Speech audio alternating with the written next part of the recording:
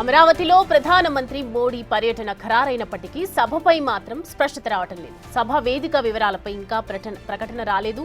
మే 2న ప్రధాని మోడీ అమరావతిలో పర్యటించనున్నారు.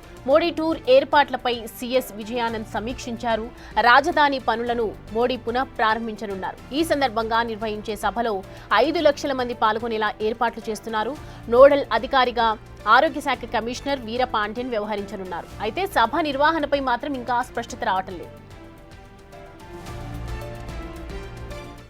ఇక ఈ అంశానికి సంబంధించి పూర్తి డీటెయిల్స్ అందించడానికి మా ప్రతినిధి శివ లైన్లో సిద్ధంగా ఉన్నారు. శివ, అమరావతిలో ప్రధాని మంత్రి మోడీ పర్యటన ఏ విధంగా ఉండబోతోంది? అసలు ఎప్పుడు, ఏ డేట్ అనేది క్లారిటీ ఏంటి?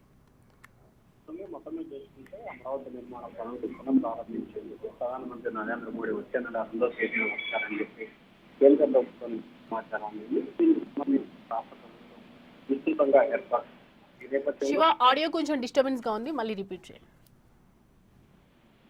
సౌమ్య, మొత్తం మీద చూసుకుంటే కొద్దిసేపు క్రితమే టీఎస్ నేతృత్వంలో కూడా సమీక్ష జరిగింది. ఈ సమీక్షా సమావేశానికి సంబంధించి పలువురు ఉన్నతాధికారులు కూడా పాల్గొనడం జరిగింది. ముఖ్యంగా ప్రధానమంత్రి నరేంద్ర మోడీ పర్యటనకు సంబంధించి అధికారులు తీసుకోవాల్సిన జాగ్రత్తలు, ముఖ్యంగా నరేంద్ర మోడీకి సంబంధించి సచివాలయం వెనుక వైపు మొన్న P4 సభ ఎక్కడైతే జరిగిందో అదే ప్రాంగణంలో సభ నిర్వహించాలని చెప్పి ప్రభుత్వం భావిస్తా ఉంది.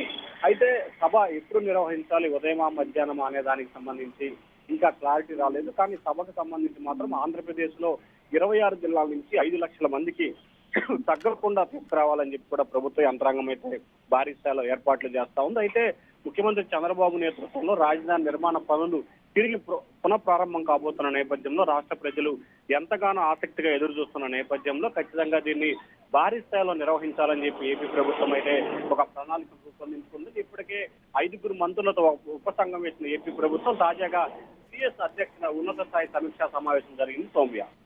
Right Shiva, thanks for the updates.